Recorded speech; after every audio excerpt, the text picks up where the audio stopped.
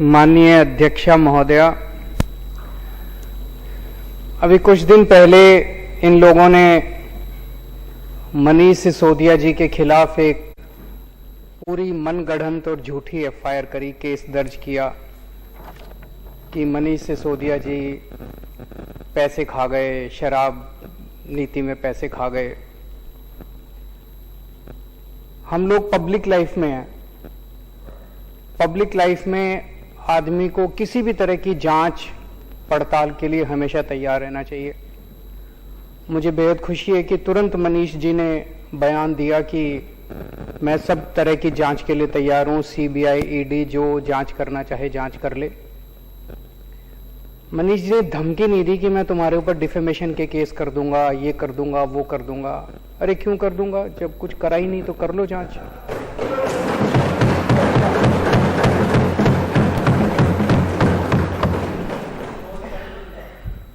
तो आरोप लगा कि मनीष सिसोदिया जी शराब की नीति में पैसे खा गए, तो वो पैसे ढूंढने के लिए सीबीआई इनके घर गई। तो खूब ढूंढा उन्होंने, चारों तरफ काफी देर ढूंढा, सारा 14 घंटे तक उन्होंने ढूंढा, सब कुछ देखा, गद्दे फाड़े, तकिए फाड़े, बता रहे हैं दीवारें भी यूं यूं करके देखी, खोखली मिलती तो शायद दीवारें भी तोड़ देते, लेकिन कुछ नहीं मिला उनको। 14 घंटे के बाद वो चले गए। बट 6-7 घंटे तक गहन पूछताछ की। कुछ लोग मैं देख रहा था टीवी में आरोप लगा रहे थे ये लोग कि जवाब क्यों नहीं देते। जवाब, सारे जवाब दिए इन्होंने, जितने प्रश्न सीबीआई वालों ने पूछे सारे जवाब दिए, और सीबीआई वाले पूरी तरह से संतुष्ट होकर इनके घर से गए। फिर सीबीआई वाले इनके गांव गए। गांव में सारे गांव वालों से पूछा, भाई मनीष सिसोदिया ने कोई प्रॉपर्टी खरीदी हो, जमीन खरीदी हो, कोई खेती की जमीन खरीदी हो, कोई मकान खरीदा हो, कोई कुछ नहीं मिला। फिर इनके लॉकर चेक करने के लिए गए। उनको लगा शायद यहां कोई ज्वेलरी हो, पैसा हो, प्रॉपर्टी के कागज हो। वहां शायद 70-80 हजार रुपए के भाभी जी के कोई छोटे मोटे गहने मिले। तो लॉकर चेक कर लिया, गांव में सारी प्रॉपर्टी चेक कर ली, सब कुछ चेक कर लिया, कुछ भी नहीं मिला। तो अब सीबीआई वाले भी अच्छे लोग हैं, इंसान है वो भी, उनके दिल में भी आत्मा, वो देख रहे हैं कि क्या हो रहा है, वो भी सोचते हैं यार ये ठीक नहीं हो रहा। वो जाते जाते कह रहे थे इनको, कहते हैं जी कुछ नहीं मिला हम लोगों को, लेकिन ऊपर से प्रेशर इतना ज्यादा है कि एक बार आपको गिरफ्तार तो करना पड़ेगा। तो मनीष जी ने उनको कहा, भाई चिंता मत करो, जब भी गिरफ्तार करना हो मेरे को बता देना, मैं आ जाऊंगा, मेरे को गिरफ्तार कर लेना।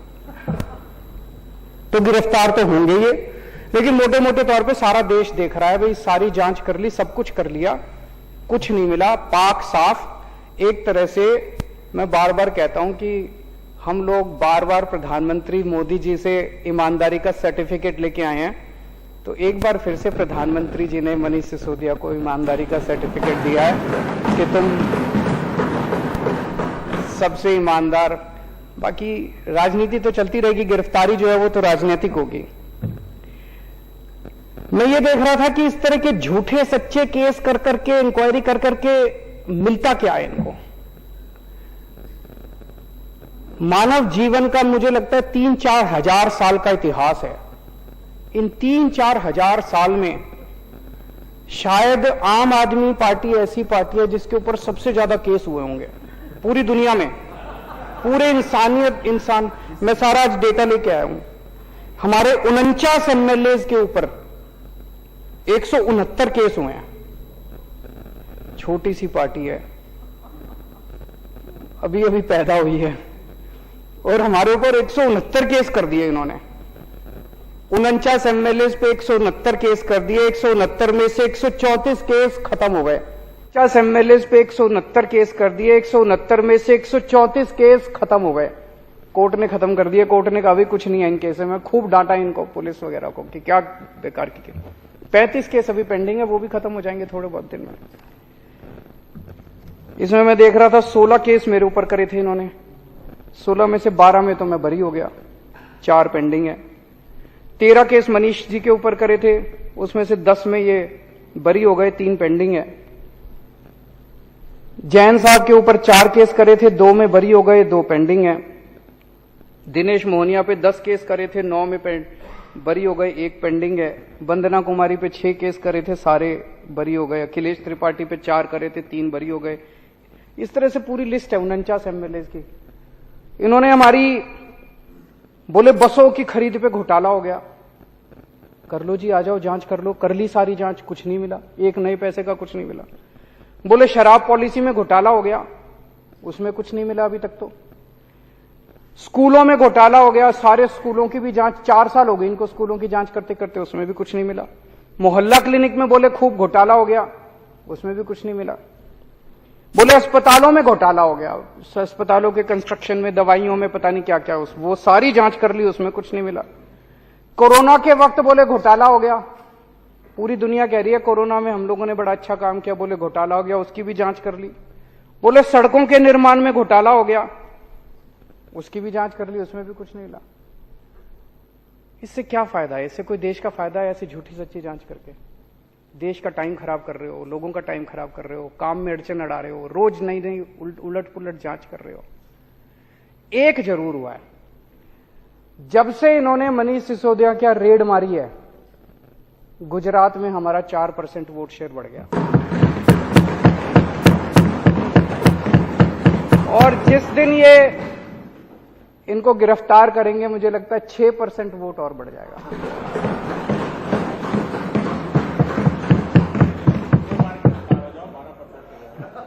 फिर अगर 2 बार गिरफ्तार हो गए तो सरकार ही बन जाएगी गुजरात में।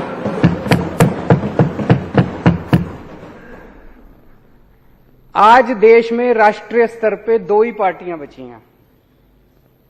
एक है कट्टर ईमानदार पार्टी और एक है कट्टर बेईमान पार्टी। 2 ही पार्टियां हैं। कट्टर ईमानदार पार्टी है, उसमें सारे उनके नेता, मंत्री, मुख्यमंत्री, विधायक सब ईमानदार हैं। और जो कट्टर बेईमान पार्टी है, उसमें रोज भ्रष्टाचार सुनने को मिलता है, रोज भ्रष्टाचार। कल सुन रहे थे कर्नाटक के अंदर ठेकेदार खड़े होकर कह रहे थे, खुलेआम कभी नहीं हुआ होगा ऐसा, वो डर भी निकल गया उनका। ठेकेदार खड़े होकर कह रहे हैं, कोई कह रहा है मेरे से 30% पैसे खा गए, मेरे से 40% है। कट्टर बेईमान पार्टी वो है जो जहरीली शराब बेचती है। कट्टर पार्टी बेईमान पार्टी वो है जो नशा बेचती है इस देश के अंदर। कट्टर बेईमान पार्टी है जो 20-20 करोड़, 50-50 करोड़ रुपए में एमएलए खरीदती है। कट्टर ईमानदार पार्टी जनता के टैक्स के पैसे को स्कूल और अस्पताल बनाती है। कट्टर ईमानदार पार्टी उससे स्कूल बनाती है, अस्पताल बनाती है। और कट्टर बेईमान पार्टी जनता से टैक्स लेके और अपने दोस्तों के कर्जे माफ करती है, उनसे एमएलए खरीदती है। कट्टर बेईमान पार्टी अपने दोस्तों से और अपने पार्टी के लोगों से प्यार करती है, उनको बचाने की कोशिश करती है। अगर उनकी पार्टी का कोई पकड़ा जाए तो उसको जांच भी नहीं होती, कुछ नहीं होता। उनका कोई दोस्त पकड़ा जाए चोरी करते हुए तो उसका कुछ नहीं होता। कट्टर ईमानदार पार्टी देश से प्यार करती है। अगर उनका अपना भी कोई फंसे तो उसको बख्शती नहीं है कट्टर ईमानदार पार्टी। कट्टर बेईमान पार्टी है जिसमें कम पढ़े लिखे लोग हैं, आधे से ज्यादा अनपढ़ लोग हैं, कईयों की फर्जी डिग्रियां हैं उनके नेताओं की। कट्टर ईमानदार पार्टी वो है जिसके पास पढ़े लिखे लोग हैं, आईआईटी के लोग हैं, डिग्री असली है। कट्टर ईमानदार पार्टी के पास अच्छी टीम है, समझ है, विजन है। कट्टर बेईमान पार्टी है जो 24 घंटे गुंडागर्दी, लड़ाई झगड़ा, पूरे देश में बेईमान पार्टी को पता चल जाए किसी ने बलात्कार किया, उसको पार्टी में शामिल कराने के लिए पहुंच जाते हैं। औरतों को गंदी गंदी गालियां देते हैं ये। और कट्टर ईमानदार पार्टी है जो शरीफों की पार्टी है, महिलाओं की इज्जत करती है। कट्टर बेईमान पार्टी है जो दोस्तों की फिक्र करती है, दोस्तवाद करती है, दोस्तों के लिए कुछ भी करने को तैयार है। कट्टर ईमानदार पार्टी है जो भारत की परवाह करती है, भारतवाद करती है। और जैसा अभी राजेंद्र गौतम जी ने कहा कि कट्टर ईमानदार पार्टी है जो भारत को दुनिया का नंबर 1 देश बनाना चाहती है। और कट्टर बेईमान पार्टी वो है जो अपने दोस्त को दुनिया का नंबर 1 बनाना चाहती है। मैं कहता हूं मैं फ्री बिजली देना चाहता हूं, बताओ क्या गलत करता हूं? पैसा स्विस बैंकों में नहीं ले जा रहा, जनता को फ्री बिजली। ये इतनी गंदी गंदी गालियां देते हैं, मैं देखता हूं इतनी गंदी गंदी गालियां देते हैं मेरे को। मैं कहता हूं मैं स्कूल और अस्पताल बनाना चाहता हूं देश में। दिल्ली में हमने इतने अच्छे अच्छे स्कूल बनाए, इतने अच्छे अच्छे, जैसे ही मैं कहता हूं मैं स्कूल अस्पताल बनाऊंगा मेरे ऊपर केस कर देते हैं। ये इतने केस कर दिए इन लोगों ने मेरे ऊपर। मैं पूछना चाहता हूं कि स्कूल और अस्पताल बनाए बिना क्या देश की तरक्की हो सकती है? बिल्कुल नहीं हो सकती देश की तरक्की। तो आज 2 मांग हम कर रहे हैं इनसे। एक तो ये जो एमएलए खरीदते हो तुम, इन्होंने महाराष्ट्र में, मध्य प्रदेश में, गोवा में, कर्नाटक में, आसाम में, अरुणाचल प्रदेश में, बिहार में, अब झारखंड में करने जा रहे हैं। बता रहे हैं 20-20 करोड़ से 50-50 करोड़ रुपए तक के एमएलए खरीदे हैं। 6300 करोड़ रुपए इन्होंने एमएलए खरीदने में खर्च कर दिए, जिसकी वजह से देश में पेट्रोल और डीजल के दाम बढ़ गए। तो आज पहली मांग तो इस देश के लोगों की आ रही है, एमएलए खरीदना बंद करो, बहुत हो गई गुंडागर्दी, सरेआम मंडी बना रखी है इन्होंने एमएलए की। एमएलए खरीदना बंद करो और ये पेट्रोल और डीजल के दाम कम करो। और दूसरी मांग है कि ये कर्जे जो तुम लोगों ने अपने दोस्तों के कर्जे माफ करते हो, ये सारा पैसा रिकवर किया जाना चाहिए और किसानों के और स्टूडेंट्स के कर्जे माफ किए जाने चाहिए, ना कि दोस्तों के कर्जे माफ।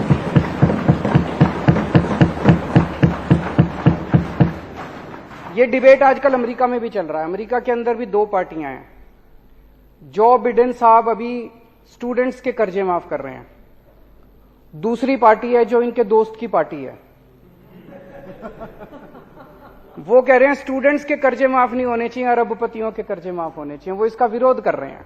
वहां भी यही चल रहा है और यहां भी यही डिबेट चल रहा है इस देश के अंदर कि क्या अरबपतियों के कर्जे माफ होने चाहिए या किसानों के और स्टूडेंट्स के कर्जे माफ होने चाहिए। मैंने पिछले कुछ दिनों से देख रहा हूं जो टीवी में चल रहा है, जो डिबेट चल रही है, बहुत आहत हूं मैं। ये चल क्या रहा है? मतलब ऐसा लड़ाई झगड़ा, हमारा कसूर क्या है? मैं देख रहा था स्कूलों के ऊपर ऐसे टूट के पड़े हैं ये कि इन्होंने क्या आरोप लगा रहे हैं कि इतने स्कूल क्यों बना दिए। तो स्कूल बनाना तो अच्छी बात है, किसी भी देश में स्कूल बनाना तो अच्छी बात है, बताओ क्या गलत करा। इनका दूसरा आरोप है स्कूलों में इतने कमरे क्यों बना दिए। अब कमरों में हम तो रह नहीं रहे, बच्चे पढ़ रहे हैं यार कमरों के अंदर, तुमको क्या तकलीफ है? बोले गरीबों के बच्चों के लिए इतने कमरों की क्या जरूरत है? गरीबों के बच्चे तो कम कमरों में भी पढ़ लेंगे, एक कमरों में 100 ठूस दो पढ़ लेंगे। अरे हम गरीबों के बच्चों को, मिडिल क्लास के बच्चों को अच्छी शिक्षा देना चाहते हैं, तुमको क्या तकलीफ है? तुम अपने बच्चों को विदेश भेजते हो, हम अपने बच्चों को अपने देश के अंदर अच्छी शिक्षा नहीं दे सकते क्या? कहते गरीबों के बच्चों के लिए इतने स्कूल बना दिए, गरीबों के बच्चों के लिए इतने टॉयलेट क्यों बना दिए। बताओ, टॉयलेट, ज्यादा टॉयलेट बना के हम क्या करेंगे उसका? हमारा उसमें क्या रोल है यार? पहले ऐसे जमाना था जहां पे टॉयलेट्स ही नहीं होते थे स्कूलों के अंदर, बच्चियों को अपने घर जाना पड़ता था अगर जरूरत पड़ती थी। आज अगर हमने अच्छे टॉयलेट बना दिए, वहां हमारी बेटियों को, बच्चियों को, बच्चों को अगर सुविधा मिल रही है, तो इसमें क्या तकलीफ है? ये आरोप है इनके, ज्यादा स्कूल क्यों बना दिए। फिर कह रहे हैं क्लासों में इतना डिजिटल बोर्ड लगाने की क्या जरूरत है, इतने शानदार डेस्क बनाने की क्या जरूरत है। गरीबों के बच्चे, रिक्शे वाले के बच्चे, मजदूर के बच्चे, इन लोगों को क्या जरूरत है इतने अच्छे अच्छे डेस्कों पे पढ़ने की? इन लोगों को क्या जरूरत है डिजिटल बोर्ड की? इतना पैसा खर्चने की क्या जरूरत थी? हम तो करेंगे, हम अच्छी शिक्षा देंगे। अब ये देश बदलेगा, अब ये देश रुकने वाला नहीं है। तुम लोगों ने गरीबों का मजाक बना दिया था इस देश के अंदर, अब इस देश के गरीबों को अच्छी शिक्षा मिलेगी और तुमसे आंखों में आंखें मिला के तुम्हारा सामना करेंगे गरीबों के बच्चे।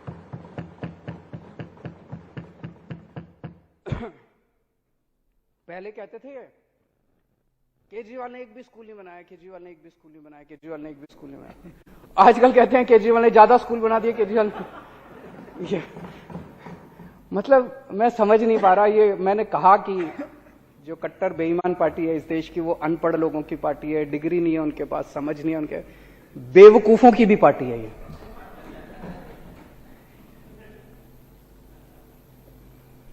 एक मैं देख रहा था आजकल स्कूलों में घूम रहे हैं ये, कल मैंने देखा सौरभ के साथ लड़ाई झगड़ा हो रहा था। आजकल स्कूलों में घूम रहे हैं कि कमी निकालनी है, कुछ भी कमी निकालनी है। यार जबरदस्ती कमी निकालने की क्या जरूरत है? अच्छे स्कूल बने हैं, अप्रिशिएट करो, आप भी बनाओ, लंबी लकीर खींचो। तो स्कूल में जाते हैं, कुछ नहीं मिलता। एक मैं देख रहा था, इनका बहुत बड़ा नेता एक डेस्क के नीचे घुसा हुआ था। डेस्क के नीचे घुस के देखो यहां पे मिट्टी है, वहां पे दिखा रहा था, देखो यहां पे मिट्टी है, कैमरा वालों को बुला रहा था एक डेस्क के नीचे घुस के। ये क्या है? तमाशा बना रखा है इन लोगों ने। यार अच्छे काम एक दूसरे से सीखते हैं ना।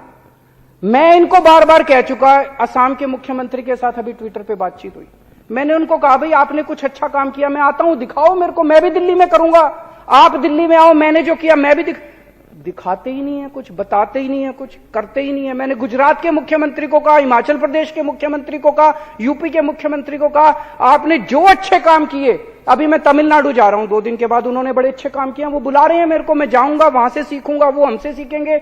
इनके कितनी बार हमने कह लिया भाई जो हम अच्छे काम कर रहे हैं आप सीखो, जो आपने अच्छे काम किए हम बताएंगे। ये इस तरह की नौटंकी करने से क्या फायदा? इससे देश का फायदा थोड़ी होता है। जो मार काट, गुंडागर्दी, लड़ाई झगड़ा बस 24 घंटे यही करते रहते हैं, इससे देश का फायदा नहीं होने वाला।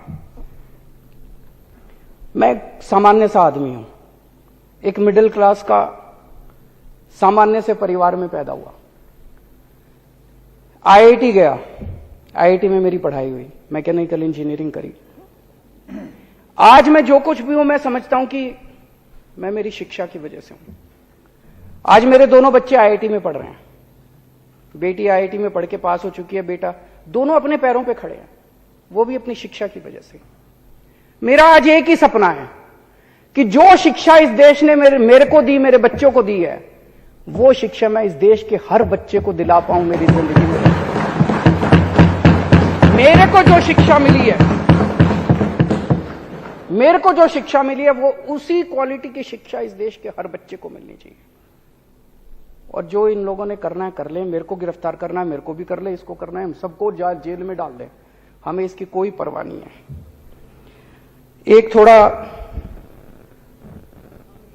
एक दो दिन पहले रिपोर्ट आई थी कि दिल्ली के अंदर कानून व्यवस्था बहुत ज्यादा खराब हो गई है, उसके लेके हम सब लोग चिंतित हैं। हम इसमें किसी भी किस्म की राजनीति नहीं चाहते। हम चाहते हैं कि एलजी साहब और केंद्र सरकार इस बारे में जो भी उचित कदम है वो उठाएगी। हमसे जो भी सहायता चाहिए हम करने को तैयार हैं अपने अपने स्तर के ऊपर। लेकिन महिलाओं की सुरक्षा को लेकर जो रिपोर्ट आई है वो बहुत ज्यादा चिंताजनक है कि पूरे देश के अंदर सबसे अनसेफ मेट्रो जो है वो दिल्ली है। ये दाग हम बर्दाश्त नहीं कर सकते। हम अपनी महिलाओं को हम चाहते हैं वो सबके लिए सुरक्षित हो। और आज पढ़ा हमने न्यूज़पेपर में, मीडिया में भी देखा कि एक बच्ची को गोली मार के 3 लड़कों ने उसकी हत्या कर दी। इसकी हम कठोर निंदा करते हैं। उसमें से 2 लड़के बता रहे हैं पकड़े गए हैं, एक अभी भी फरार है, वो भी पकड़ा गया है। इस किस्म की इंसिडेंट्स किसी भी सभ्य सोसाइटी में शोभा नहीं देते, उसकी हम कड़ी निंदा करते हैं। आज ये जो कॉन्फिडेंस मोशन लाया गया है, इसका सबसे बड़ा पर्पस ये है कि पूरे देश के अंदर जो इन लोगों ने माहौल बना लिया, इनको लगता है कि किसी को भी खरीदा जा सकता है, आम आदमी पार्टी वालों को नहीं खरीदा जा सकता। आज ये हम इस देश के सामने साबित करेंगे। इन्होंने 40 एमएलए खरीदने का प्लान बनाया था। हमारे 12 एमएलए से संपर्क किया, बोले 20-20 करोड़ रुपए ले लो और 40 को ले आओ। 800 करोड़ रुपए इन्होंने रख रखे थे। हमारा एक भी एमएलए नहीं बिका। इनका ऑपरेशन लोटस फेल हो गया। हमारे टोटल 62 एमएलए हैं। 62 में से स्पीकर साहब अभी कनाडा गए हुए हैं, नरेश बाल्यान ऑस्ट्रेलिया गए हुए हैं, सत्येंद्र जैन साहब अभी जेल में हैं। उन 3 को छोड़ के आज 59 एमएलए यहां मौजूद है, काउंटिंग कर रहे हैं।